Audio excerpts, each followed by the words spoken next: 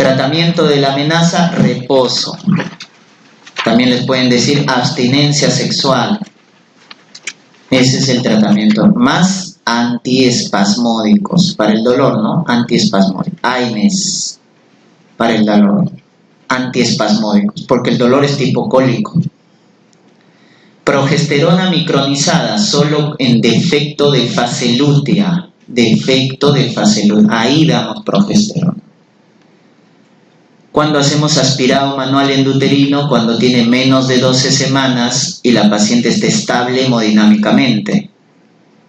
Pero si tiene más de 12 semanas o está inestable hemodinámicamente, chocada, séptica, ahí hacemos legrado endouterino. Cuando está inestable y tiene más de 12 semanas. Factor de riesgo para incompetencia cervical, la conización, que es como procedimiento ginecológico. La hipocalemia también puede dar incompetencia cervical. Cerclaje profiláctico entre las 12 y 14 semanas. Punto de McDonald. Punto de McDonald para el cerclaje profiláctico. Perforación uterina. ¿En qué casos vamos a hacer la laparoscopía? Cuando la paciente está estable. Está estable y hay sospecha de daño de víscera. O sea, si voy a explorar es porque está estable, pero estoy sospechando que esa perforación ha dañado vísceras. O sea, puede haber signos peritoneales, o sea, sospecha de lesión de víscera, o cuando la cureta que ha hecho la perforación es una cureta aspirativa. La cureta aspirativa o signos peritoneales, sospecha de lesión de víscera, un hilio, etc., ahí hay que entrar. Pero si está estable, la laparoscopía, porque si está inestable, la laparotomía. ¿No? Si nos dicen paciente chocada, un hemoperitoneo puede haber, y la paciente está chocada, la laparotomía cuando está inestable. En los demás casos se observa. Si me dicen que está estable, no hay signos peritoneales, ¿no es cierto? La cureta ha sido cortante, no aspirativa, cortante, entonces se observa, ¿ya? Esas son las indicaciones para explorar o cuando observamos en una perforación uterina. El ectópico más frecuente, recuerden, es el que se ubica en ampolla o tercio externo.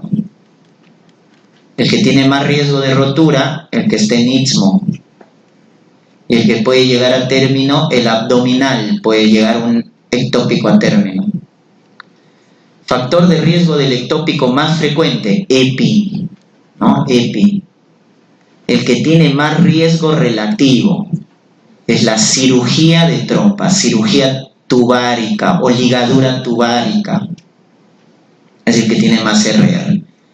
Otros, DIU, tabaco, ¿no es cierto?, son factores de riesgo también para ectópico. Tríada clínica, amenorrea, dolor, que es el más importante. La clínica más importante del ectópico es dolor y hemorragia. Esa es la tríada, ¿no? Amenorrea, dolor pélvico, a la movilización cervical, hemorragia. Si el beta-HCG es menos de 1500 en un ectópico, entonces debemos hacer beta-HCG seriado. Beta-HCG seriado, para ver que no duplica, ¿no? Ese es el patrón en meseta, no duplica el beta-HCG. Pero si es más de 1500, hago ecografía y confirmo el ectópico si el útero está vacío. Porque a partir de 1500, ¿qué debo encontrar en la ecografía TB? Saco gestacional, ¿no? Entonces, más de 1500 con útero vacío, ya eso confirma el ectópico. Cuando decimos que el ectópico está complicado, cuando se ha roto, y ahí va a haber signos peritoneales por el hemoperitoneo, paciente inestable, hipotensa, chocada, ¿no? Ahí está complicado. Si nos dicen hipotensa, taquicárdica, o con signos peritoneales, Bloomberg positivo, rebote positivo, Y en esos casos, ¿cuál es la conducta? Si tengo un ectópico complicado, laparotomía. Recuerden, siempre laparotomía cuando es inestable, cuando está chocada, hay que abrir.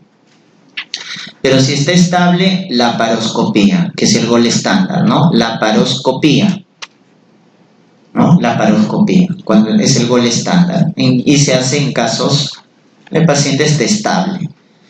¿Qué fenómeno se produce? Arias estela, que es la reacción decidual. ¿Y cuándo se usa metotrexate en un ectópico? Cuando nos dicen que la paciente obviamente está estable, el saco es pequeño, saco gestacional menos de 4 centímetros, no hay latidos acárdico y no hay líquido libre en cavidad peritoneal. Si nos dan esos datos, son los criterios de inclusión para uso de metotrexate. Estable, saco pequeño, no hay latidos, no hay líquido libre. ¿Qué es la degeneración quística hidrópica vascular de la placenta? Eso es mola. La mola es una degeneración quística que se llena de líquido, avascular, por eso va creciendo. Pero si me dicen que hay anaplasia, no hay vellosidades coriales, ese es el cáncer, coriocarcinoma. Coriocarcinoma. ¿Cómo es la mola total? Diploide. Solo genes paternos. Y es el que más se complica, la mola total. En cambio, la parcial es triploide. Participan genes paternos y maternos. Acá se forma embrión. Embrión no viable. Embrión no viable. ¿Ya? Por adelante, doctor. Ven adelante. Embrión no viable, ¿ya? En la mola parcial. La clínica más frecuente, recuerden de mola, la clínica más frecuente es hemorragia. Es la clínica más frecuente. La altura uterina está aumentada en mola, recuerden. ¿Qué complicaciones hace mola? Hiperemesis gravídica. Hiperemesis gravídica.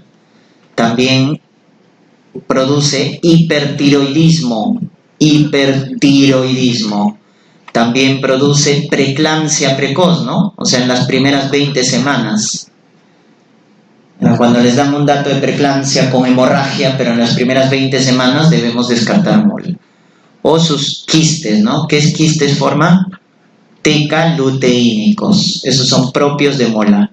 Quistes tecaluteínicos con hipertiroidismo, hiperemesis gravídica.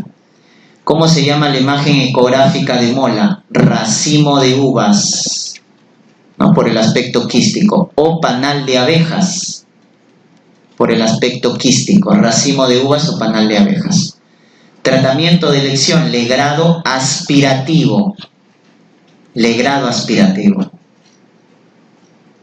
¿Y con qué controlamos? ¿Cuál es la prueba de control de seguimiento post-legrado? Beta-HCG.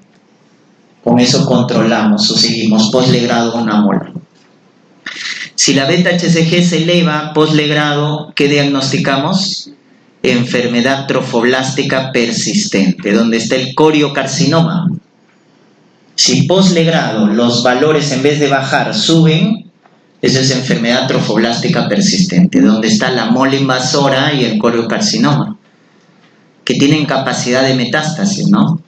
Pero si no tienen metástasis, ¿cuál es el tratamiento? Vaciamiento uterino más metotrexate, ¿ya? A esto le llaman quimioterapia profiláctica, pregunta de examen. ¿Con qué hacemos quimioterapia profiláctica en la enfermedad trofoblástica persistente que no tiene todavía metástasis? Con metotrexate. ¿Cuál es la metástasis más frecuente del coriocarcinoma? Pulmón. El de peor pronóstico, cerebral. Metástasis cerebral. Y ahí el tratamiento sí es quimioterapia sistémica, ¿no? Aparte de metotrexate se utilizan otros más. Cuando ya hay metástasis, ¿no? Se hace poliquimioterapia, varios citostáticos. ¿Cuáles son factores de mal pronóstico?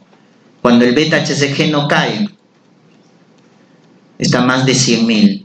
mal pronóstico. Sigue elevado a pesar del vaciamiento uterino. La edad, más de 40 años. Tiempo de enfermedad, más de 4 meses. O los quistes tecaluteínicos, más de 5 centímetros. Si tiene quistes muy grandes, también es mal pronóstico. Por eso, si me preguntaran, ¿cuál es la prueba de pronóstico y seguimiento en mola? Beta HCG, ¿no? Es pronóstico y es seguimiento. Hemorragia de segunda mitad, contraindicado, tacto vaginal. Causa más frecuente, placenta previa, que se diagnostica, acá corrijan, a partir de las 30 semanas. Es al revés. No antes, porque hay migración placentaria antes de las 30 semanas. Factores de riesgo de placenta previa, el más importante, cirugía uterina. Y ahí tenemos cesárea y legrado uterino.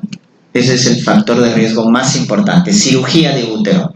Porque la cicatriz va a hacer que la placenta se implante mal. También es factor de riesgo multípara añosa. Multípara añosa, factor de riesgo. También las infecciones, endometritis. La infección también genera cicatriz y eso genera placenta previa. Clínica de placenta previa, habíamos mencionado la más frecuente, hemorragia, ¿no? Indolora, sin contracción, es lo más característico, lo más frecuente. Toda hemorragia materna se hospitaliza y hacemos para confirmar una ecografía transvaginal, para confirmar la localización de la placenta. Entonces, una placenta previa que sangra, hospitalizamos y ecografía para ver dónde está. Si la paciente está inestable y es oclusiva, parcial o total, ahí se indica cesárea, ¿no? Si está estable y no oclusiva, o sea, marginal o de inserción baja, ahí podemos darle chance vaginal. Si no está sangrando, si está estable y no es no oclusiva, chance vaginal. Etiología más frecuente de DPP, idiopático, pero el factor de riesgo más frecuente, preeclampsia. El característico, preeclampsia. Otros factores de riesgo, tabaco, trauma obstétrico, también multípara añosa, igual que placenta previa, multípara añosa, tabaco, trauma, y el más importante, el más frecuente, preeclampsia. Clínica más frecuente, hay hemorragia escasa, pero la característica, dolor uterino, dolor con hemorragia. ¿Y con qué se complica? Con sufrimiento fetal. Por eso esa es la triada del DPP, hemorragia, dolor y sufrimiento fetal, ¿no? Pero ¿cuál es el signo específico? La hipertonía uterina. La hipertonía, ese es el útero de Courvoisier. Útero de Courvoisier o útero leñoso. Ese es el signo específico. Eso no es lo más frecuente. Lo más frecuente es dolor con hemorragia. El más específico es hipertonía. Grados de DPP, grado 1 cuando se desprende menos del 30%. Ahí hay hemorragia más dolor. Grado 2 cuando se desprende entre 30 y 50%. Ahí ya va a haber sufrimiento fetal. Y grado 3 cuando se desprende más del 50%. Ahí el feto se muere, óbito. Y la madre, CID. Estas son las dos complicaciones más graves. Óbito fetal y CID para la madre. Etiología más frecuente de la rotura uterina, dehiscencia de una cicatriz uterina, ¿no? Se rompe la cicatriz uterina, que ha sido por una cesárea, un legrado, una miomectomía. Cuando decimos que la ruptura es inminente, cuando el útero está hipertónico, pero estos son los signos específicos, el anillo de Van, esa es ruptura inminente, que es un anillo de contracción cervical, o los parámetros tensos, que es el signo de Frommel. Parámetros tensos, signo de Frommel. Y cuando decimos que la rotura es consumada, ya se rompió, cuando el útero es hipotónico. Es decir, cesan las contracciones. Si me dicen, hay dolor pero el útero está hipotónico, cesan las contracciones, el feto se palpa fácil, la presentación se ha vuelto alta, la madre está en shock, el feto está en sufrimiento fetal, eso es rotura uterina consumada. No es una catástrofe, la madre está en shock, el feto está en sufrimiento, cesan las contracciones, la presentación está alta, esa es consumada. ¿Quién es la hemorragia fetal? Vasa previa. Vasa previa. Factor de riesgo, inserción velamentosa de la placenta. Inserción velamentosa de la placenta. Ese es el principal factor de riesgo. Diagnóstica con ecografía Doppler a partir de las 18 semanas. Ecodoppler, ¿no? Porque quiero ver vasos. ¿Cuál es la clínica de vasa previa? Este es el contexto. Se rompe membranas en la gestante y posterior a la rotura de membranas, hemorragia más sufrimiento fetal. Si les dan un caso clínico de una gestante en trabajo de parto a la cual se le rompe membranas y luego aparece hemorragia más sufrimiento, es rotura de vasa previa. Conducta cesárea. Cesárea. Acretismo es el déficit de membrana de Nittawuch. Membrana de Nittawuch. Factor de riesgo, igual que placenta previa, cirugía uterina, cesárea, legrado uterino. Es el mismo factor. Por eso se asocia, ¿no? Placenta con acretismo. También multiparañosa. También es factor de riesgo, multiparañosa. Cuando está adherida, no invade estar adherida, eso es lo más frecuente, eso es placenta creta, cuando está adherida, nomás, pegada. Cuando ya invade el miometrio, eso es increta, cuando ya invade. Cuando perfora y llega hasta la serosa, percreta. Y cuando invade órganos vecinos, percreta destruens. Cuando invade órganos vecinos, vejiga, recto, etc. ¿Cuál es la mejor prueba de imagen para ver la invasión del acretismo? Si quiero ver la invasión de la resonancia magnética. ¿No? Me preguntarán cómo evalúa la invasión del acretismo, es con resonancia, es la mejor prueba. Definición de hemorragia postparto: hemorragia más de medio litro en parto vaginal, más de 1 litro en cesárea, o caída del 10% en el valor de hematocrito. Esa es hemorragia postparto, ¿no? Más de medio litro, parte vaginal, más de 1 litro cesárea, o caída del 10% de hematocrito. ¿Cuál es la etiología inmediata, que es en las primeras 24 horas? Más frecuente, atonía uterina. Principal causa de muerte, ¿no? Atonía uterina. Por eso si les preguntaran, ¿dónde se muere más una madre? Gestación, parto, puerperio. Si la atonía es la principal causa de muerte, es en el puerperio inmediato. Principal causa de muerte. ¿Ya? Factor de riesgo: sobredistensión del útero. Sobredistensión. Entonces ahí está feto macrosómico, embarazo múltiple, polidramnios, todas las causas que dan sobredistensión. Miomas también dan atonía, infecciones, endometritis también son factores de riesgo de atonía. Por eso lo primero que debo hacer en el puerperio es palpar el útero cuando hay una hemorragia postparto. Lo primero es palpar el útero. Tratamiento inicial: colocar 2 catéteres periféricos si hay hemorragia postparto, porque es la principal causa de muerte. Masaje bimanual, no con una mano, ¿no? Bimanual uterino, enérgico. ¿Cuál es el fármaco de primera línea? Oxitocina, porque es el más rápido en actuar.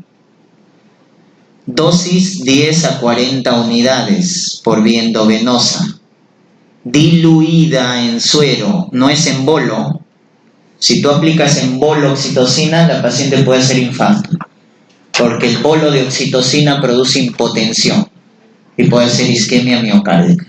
Por eso es diluido en suero y perfusión continua. Esa es la administración de oxitocina. Si no le encontramos vía, 10 unidades por vía intramuscular. La mejor es por vía endovenosa, 10 a 40 unidades diluida en perfusión continua.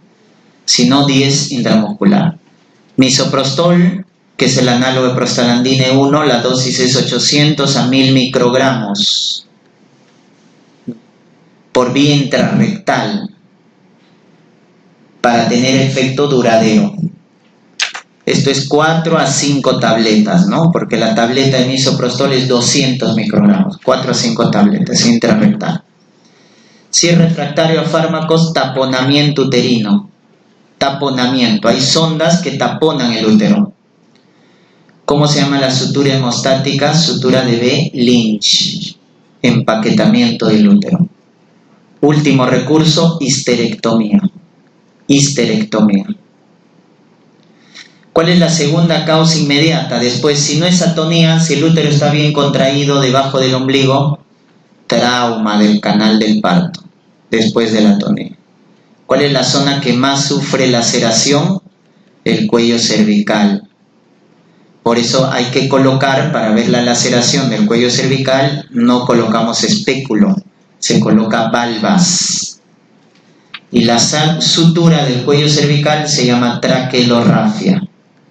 Traqueorrafia, sutura del cuello cervical. Y si es tardía, pasada las 24 horas, la causa más frecuente es retención de restos placentarios. Esa es la más frecuencia tardía, ¿ya? Retención de restos placentarios. Primera medida de tratamiento, oxitóxicos, oxitocina. Si no responde, recién legrado. Primero es oxitóxico, luego oxitocina. Si en el fondo uterino te dicen que se observa, si se observa el fondo uterino por el cuello cervical, ¿qué diagnóstico es? Inversión uterina, ¿no? Inversión uterina. Cuando por el cuello veo el fondo del útero, el útero es invertido. Reposición manual, la maniobra de Johnson. Y si no responde, recién la parotomía. Primero reposición manual, si no responde, la parotomía. Causa más frecuente de hito en gestante, o también te pueden decir shock séptico, son los bacilos gram negativos, Escherichia coli. La bacteriuria sintomática hay que tratarla en la gestante porque predispone a pielonefritis hasta en un 30%. Si no tratas la bacteriuria, 30% va a ser pielonefritis. En la bacteriuria sintomática solo tenemos el urocultivo positivo, más de 10 a las 5 unidades formadoras de colonia por mililitro, ¿no? Cultivo positivo, pero no hay síntomas. Cistitis, disuria, poliaquiuria. Pielonefritis, fiebre, dolor lumbar. Cilindros, ¿qué cilindros da la pielonefritis? Leucocitarios. Eso es pielonefritis, ¿no? Fiebre, dolor lumbar, ya ese es sitio alto. ¿Qué antibiótico es de elección en ITU baja o bacteriuria sintomática? Amoxicilina, cefalexina, ¿no? Los beta-lactámicos son de elección. Alternativa, nitrofurantoína es la alternativa. O la que se dé en dosis única, fosfomicina, que se dé en dosis única. Los más seguros son los beta-lactámicos. Y en pielonefritis, ceftriaxona por vía endovenosa o intramuscular, ¿no? Cefalosporina tercera. Y si nos dicen ble positiva, carbapenem, meropenem. Los carbapenem es cuando me dicen bacteria de beta-lactamasa de espectro extendido. Etiología de coriomionitis, polimicrobiana, gram positivos, gram negativos. Clínica, signos de infección, fiebre en el tercer trimestre. ¿No? La causa de fiebre en el tercer trimestre más frecuente es coriomionitis. ¿Qué más? Taquicardia materna, ¿no? Frecuencia más de 100. Taquicardia fetal, más de 160, irritabilidad uterina. Esos son los signos de infección. Taquicardia materna, taquicardia fetal, fiebre, irritabilidad uterina. ¿Cuál es el gol estándar? Cultivo o gram de líquido amniótico. Es el gol estándar, ¿no? Cultivo o gram de líquido amniótico. Cuando en el líquido amniótico nos indica infección, cuando la glucosa está consumida, menos de 15, o el leucocito, acá corrijan, aumentado, más de 50. Eso indica infección, ¿no? A nivel bioquímico, citológico. Tratamiento, terminar la gestación. Inducción inmediata del trabajo de parto. Recuerden, la vía de elección es vaginal. Si no se puede inducir, hay una distocia, recién cesárea, ¿ya? En coriomionitis. Antibiótico en coriomionitis como sepsis neonatal, ampicilina más gentamicina. Como sepsis, ampigenta. ¿Cuál es la causa más frecuente de infección o fiebre en el puerperio? La endometritis puerperal, la infección más frecuente. Etiología también es polimicrobiana, pero acá destacan los anaerobios. Factor de riesgo para endometritis, cesárea, es más contaminante, muchos tactos vaginales, parto prolongado, RPM prolongado, ¿no? Más de 18 horas. Factores de riesgo para endometritis, cesárea, muchos tactos, demoró mucho el parto, RPM prolongado. Clínica, fiebre, entre el segundo y 10º día, esa es la fiebre de la endometritis, segundo 10º día, con subinvolución uterina,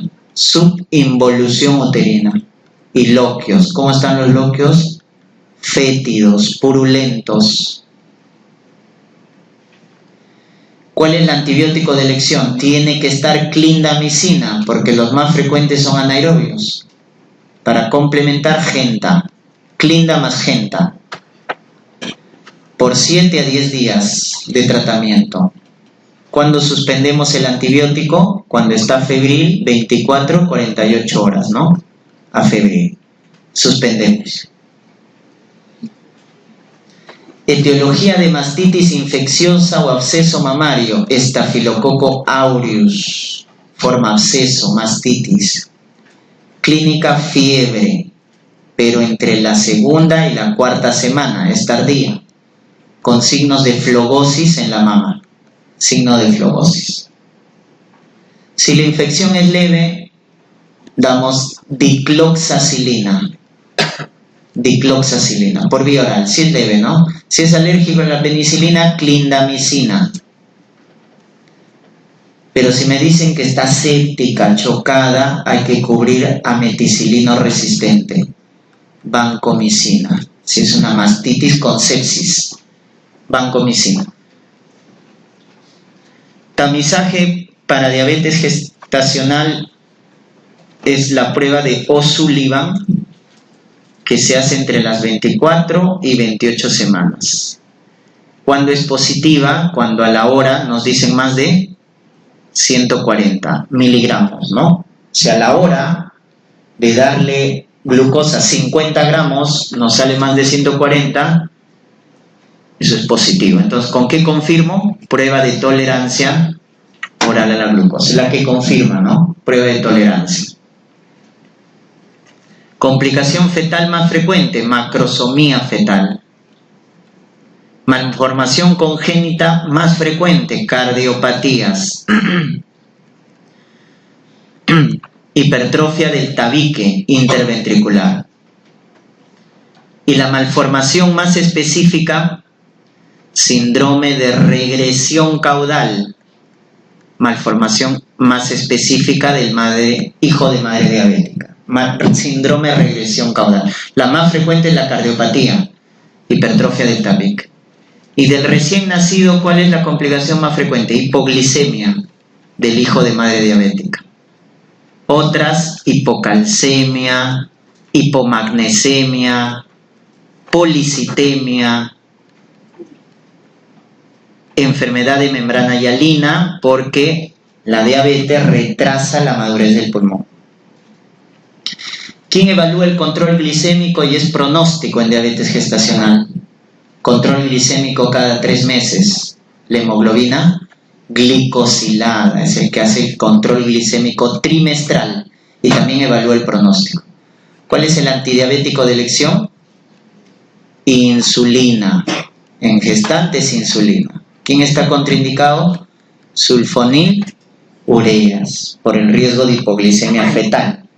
Sulfonilureas están contraindicados. TBC no contraindica lactancia materna, ¿no? No contraindica, excepto cuando el BKA esté positivo. O sea, no contraindica, pero si el BKA está positivo, ahí sí es mejor contraindicar la lactancia. Esquema de TB en gestación, el núcleo hay que darlo, isoniazida, rifampicina, etambutol, piracinamida. Iso, rifa, etambutol, piracinamida. ¿Quién está contraindicado por la ototoxicidad? Streptomicina. Los aminoglucósidos en el tercer trimestre generan ototoxicidad, por eso está contraindicado. Los 3 escenarios de VIH en gestante. El escenario 1 es cuando en el primer control prenatal diagnosticamos de VIH. O sea, viene la gestante, en el primer control ELISA positivo. Escenario 2, cuando ya tenía VIH, o sea, es pregestacional. Era una mujer que tenía VIH y queda embarazada. Y 3 es cuando no acude a control prenatal. Y recién en el expulsivo se diagnostica de VIH. Esos son los 3 escenarios.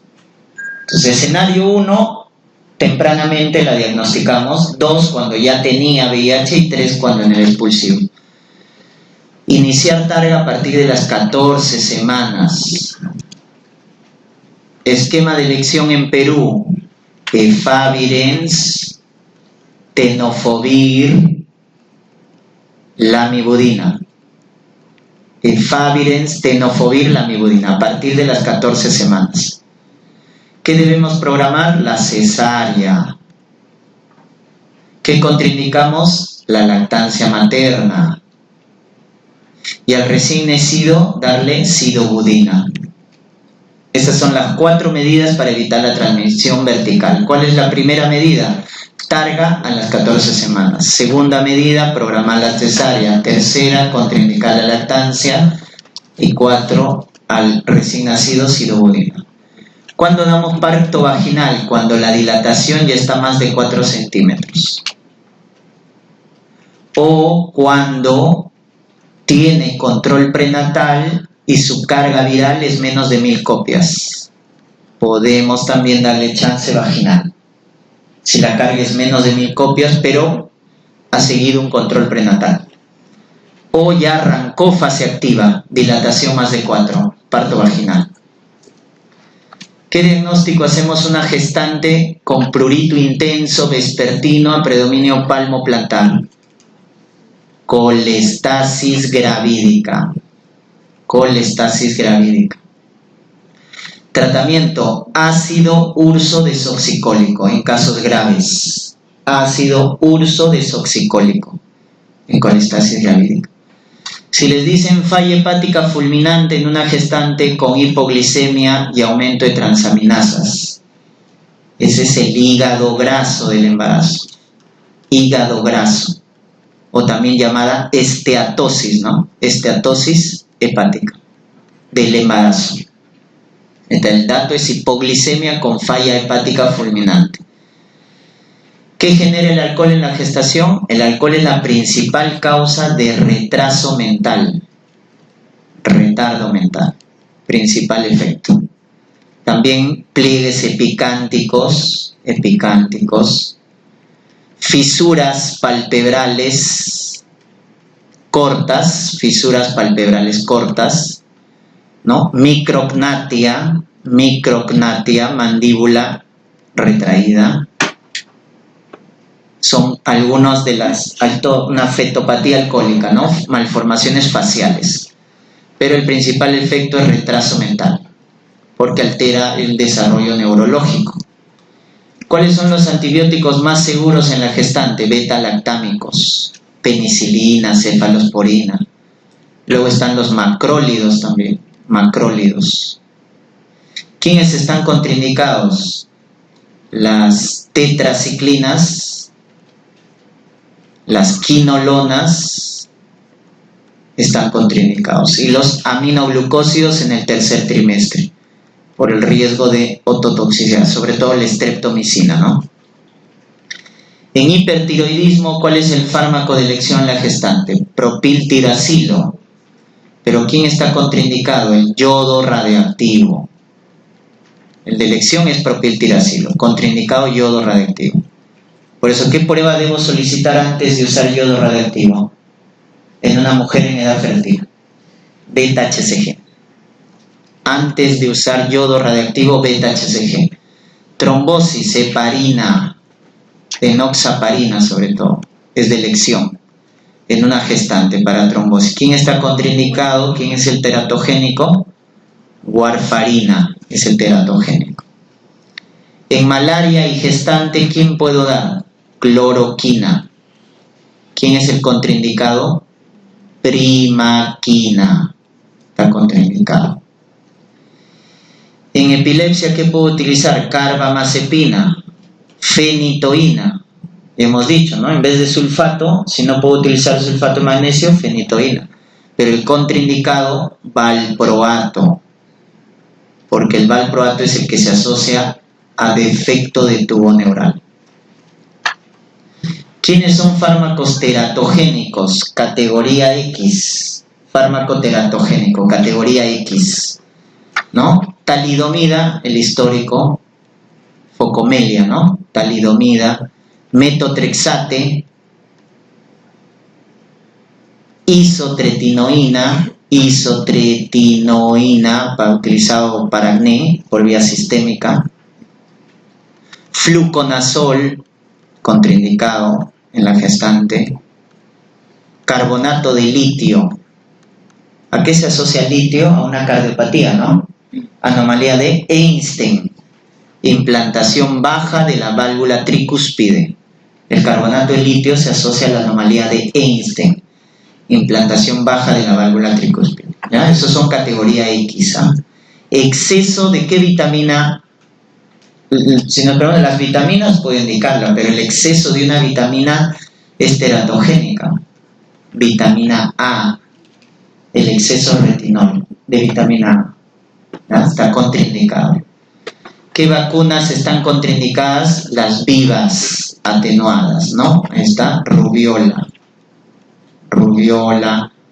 el SPR, ¿no? Sarampión, rubiola, parotiditis. Esas están contraindicadas. ¿Quiénes sí puedo dar? Tétano, difteria, sobre todo estas dos, tétano y difteria. Podemos vacunar en una gestante, porque ahí se utiliza toxoides, no es el virus. Principal causa, ¿cuándo se llama muerte materna directa?